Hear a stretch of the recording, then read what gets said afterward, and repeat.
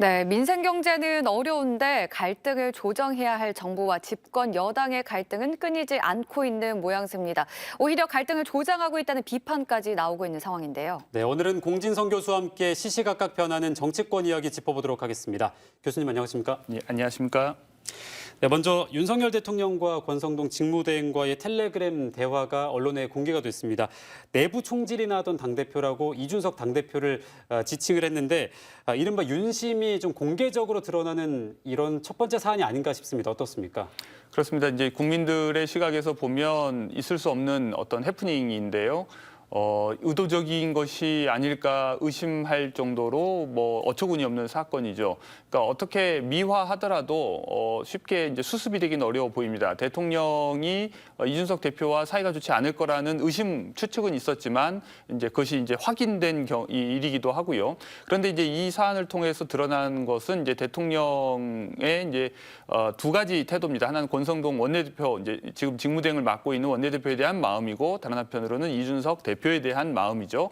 이것이 이제 드러났기 때문에 한편으로는 이제 그 의심만 있었던 그 갈등은 이제 표면화됐고 그리고 이제 권성동 원내대표는 본인이 이제 대통령과 더 가깝다는 것을 이제 좀 더 노골적으로 이제 드러냄으로써 차기 당권 경쟁에서 본인이 이제 확실히 대통령의 어떤 마음을 얻고 있다고 하는 그런 어떤 메시지를 전달하려고 하는 의도가 있었던 것은 아닌가 그런 추측은 뭐 해볼 수 있을 것 같습니다. 네, 이런 상황에서 당사자로 추측이 되는 사실 거의 확실시되고 있는 이준석 대표가 SNS에 양두고요. 그러니까 그 섬에서는 카메라가 사라지면 눈을 동그랗게 뜨고 윽박지르고 있고 카메라가 들어오면 반달 눈웃음을 지으면서 악수를 청한다. 이런 글을 남기면서 이 전혀 오해의 소지 없이 명확하게 이해했다고까지도 말을 했습니다. 어떤 의미가 있을까요?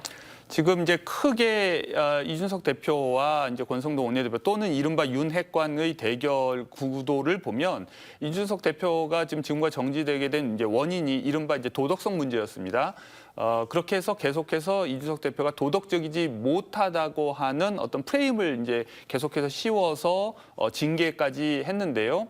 최근에 또 다른 보도에 의하면 이제 지방선거 직후에 우크라이나에 방문했던 데에 얼마나 비용을 썼는지 또는 당대표로서 법인카드를 얼마를 썼는지 이제 이런 식의 마타도를 또 사용하는 것은 결과적으로 이제 평판 깎아내리기입니다. 네. 여기에 맞서서 이제 이준석 대표는 이른바 윤핵관 세력의 표리부동 또는 어떤 위선 이런 것들을 이제 폭로하는 어떤 메시지를 계속 이제 보내고 있는 것이죠. 이런 싸움이 앞으로도 이제 그 쉽게 뭐랄까 정리되지 않은 채로 장기적으로 지속될 저강도 전쟁 형태로 계속 지속될 것 같아서 안타까운 마음입니다. 네, 다음 질문인데요. 아마 이 가장 갈등이 좀 선명하게 드러나고 있는 부분이 아닐까 싶은데 경찰국 신설 관련해서 지금 행안부의 경찰국 신설안이 의결이 됐고요. 일단 30일에 예정됐던 14만 경찰 회의는 자진 철회를 했습니다. 그럼에도 불구하고 경찰 내부에서는 좀 반발의 목소리는 점점 더 커지는 모양새인데요. 어떻게 보고 계시나요? 경찰 내에서도 이제 강원파가 있는 것 같습니다. 그러니까 좀 더 강하게 뭔가 국민들의 여론을 좀 모아서 강하게 이제 저항해야 된다고 하는 사람들이 있는가 하면 오히려 좀 더 조심스럽게 역풍을 맞지 않도록 조심해야 된다고 하는 이런 입장도 있는 것 같고요. 그래서 이제 토요일로 예정됐던 전체 경찰 회의가 한편으로 취소됐지만 또한 이제 강행하려고 하는 일부 움직임은 있는 것 같습니다. 결국 이것은 이제 국민들의 마음이 어디를 향하느냐에 달려 있는 문제이기 때문에 모두가 이제 악수를 두지 않기 위해서 이제 조심하고는 있는 것이죠. 한편으로 이제 경찰 쪽에서 주장하고 있는데도 약간 어려운 문제는 숨어 있습니다. 뭐냐면 이것이 단순히 법적 절차가 문제가 있기 때문에 부당하다고 주장을 하는 것인지 법적 절차에 문제만 없으면 뭐 그렇게 해도 된다는 뜻인지가 이제 모호하기 때문에도 잠깐 숨고르기에 들어간 것 같고요. 이제 결국은 얼마 전에 이제 이 사태에서 이제 주도했던 유상균 총경이 한 얘기처럼 이제 국민과 국회의 시간이라는 얘기가 이제 맞는 것 같습니다. 이제 경찰들은 아니면 오히려 더 계속해서 집단 행동을 할 경우에는 집단 행동을 경고했던 이상민 장관의 경고가 사실이 되는 결과를 낳기 때문에 잠시 뒤로 물러서서 국민들의 지지를 얻으려고 할 것이고 국회가 이제 뒷수습을 맡아야 될 것 같습니다. 네, 이제 국민과 국회의 시간이다라고 말씀을 해주셨는데요. 이 국회 청원이 5만을 넘으면 국회 상임위에 그 사안이 회부가 되지 않습니까? 근데 이제 경찰국 신설에 반대하는 국회 청원이 35만 명을 넘었습니다. 상황이 어떻게 전개될 걸로 좀 예상을 하고 계십니까? 그렇습니다. 일단 이제 경찰 측에서도 이제 법적으로 동원할 수 있는 방법은 다 동원할 것으로 보입니다. 예를 들면 이제 권한쟁의 심판이라든지 아니면 이것이 이제 가처분 신청이라든지 이런 걸 통해서 이제 효력이 있는지 없는지에 대해서 이제 따지려고 할 것 같고요. 이제 국회 차원에서도 한편으로는 이제 전부터 권은희 의원이 얘기했듯이 이것은 이제 일종의 탄핵 사안이다. 그러니까 이제 이상민 행안부 장관에 대한 탄핵 소추 여부를 결정하는 논의가 앞으로 이제 국회에서 이루어질 것 같고요. 네. 그리고 또 방금 말씀하신 것처럼 이제 청원이 이제 입법 청원이 제기가 되면 이제 국회에서는 관련된 상임위에서 그 문제가 다룰 만한 사안인지 아닌지 여부를 다뤄야 되기 때문에 앞으로 이제 국회 소관 상임위에서 그 문제를 다루고 구체적으로 입법의 형태로 어떻게 이 문제를 해결할 것인지 논의할 것으로 보입니다. 네, 이제 내일이면 또 민주당 전당대회 컷오프가 있습니다. 본 경선에 오를 민주당 당대표가 이제 3명, 그리고 최고위원 8명을 내일 저희가 확인할 수가 있게 되는데 3명과 8명 좀 어떻게 예상을 하시나요?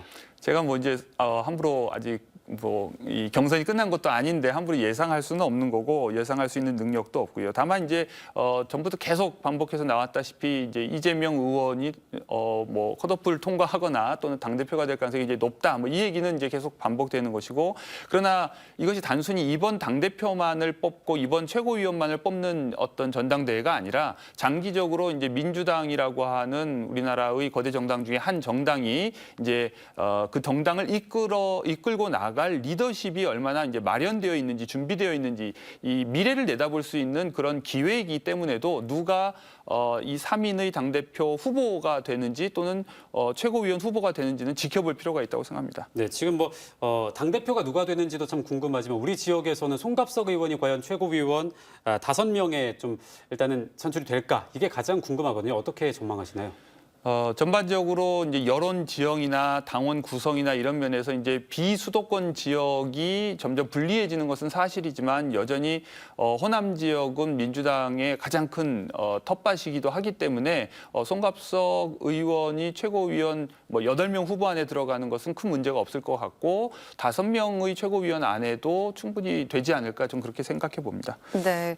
그런가 하면 이제 오늘 윤석열 정부의 첫 대정부 질문이 마무리가 됐는데요. 마지막까지 뭐 코로나19 방역 대책이나 연금 개혁 문제 때문에 좀 신경전을 이어갔는데 이번 대정부 질문 어떻게 보셨습니까? 기본적으로 이제 대정부 질문이 대통령제하고는 잘 이제 어울리지 않는 제도이기는 합니다만 우리나라 과거에 이제 군사 독재 시절 이런 때에 이제 야당이 바깥에 언론의 자유가 막혀 있기 때문에 국민들에게 무엇인가를 말할 기회가 상당히 제한되어 있었습니다. 그렇기 때문에 이제 국회의원들 면책 특권도 있었던 것이고 그것을 활용해서 정부에 대한 어떤 매서운 비판을 이제 제기하기도 했었고 또 뭐 어떤 스타들이 등장하기도 했었죠. 네. 그러나 이제 오늘날 살펴보면 사실 이제 정부에게 꼭 질문하지 않으면 안 될 뭐 그때가 아니면 질문할 수 없는 것도 아니고 사실 국회의원들 개개인이 자신의 생각을 표출할 언로가 없는 것도 아니고 또 정부가 워낙 답변하고 싶어하지 않는 것을 뭐 대정부 질문에서 묻는다고 해서 반드시 대답하는 것도 아니거든요. 그런 의미에서 대정부 질문의 효용이 많이 줄어든 것은 사실입니다. 이번에도 많이 이제 윤석열 정부 첫 번째 대정부 질문이었기 때문에 뭔가 흥미진진한 어떤 질의응답이 이루어질 거라는 기대가 없지는 않았지만 상당히 좀 김 빠지는 모양새였고요. 사실 이제 대정부 질문 전부터 논의되어 왔던 일들이 재탕 삼탕으로 다시 한번 언급되는 데에 그치는 수준이 아니었나 싶습니다. 네, 지금 뭐 대선 이후부터 꾸준히 우리 지역의 현안이 중앙정부의 계획에 얼마나 반영이 되느냐에 대한 우려의 목소리가 참 많이 나왔던 것 같은데요. 어제 정부가 120개 국정과제를 발표했습니다. 결과가 어땠습니까?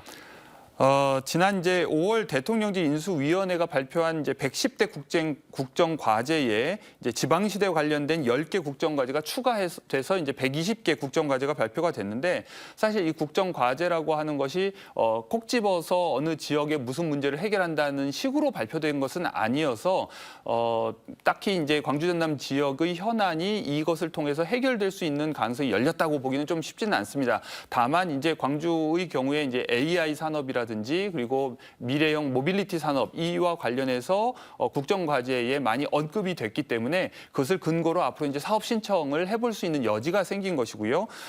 그에 비해서 이제 전남의 경우는 이제 아까 말씀드렸다시피 지방시대 관련 10개 국정 과제가 있기 때문에 전남도 이제 지방으로서 그것을 이제 뭔가 어필할 근거로 삼을 수는 있겠지만 꼭 집어서 전남이 언급되지 않았기 때문에 상당히 이제 불안한 것은 사실입니다. 네, 알겠습니다. 오늘 여기까지 듣도록 하겠습니다.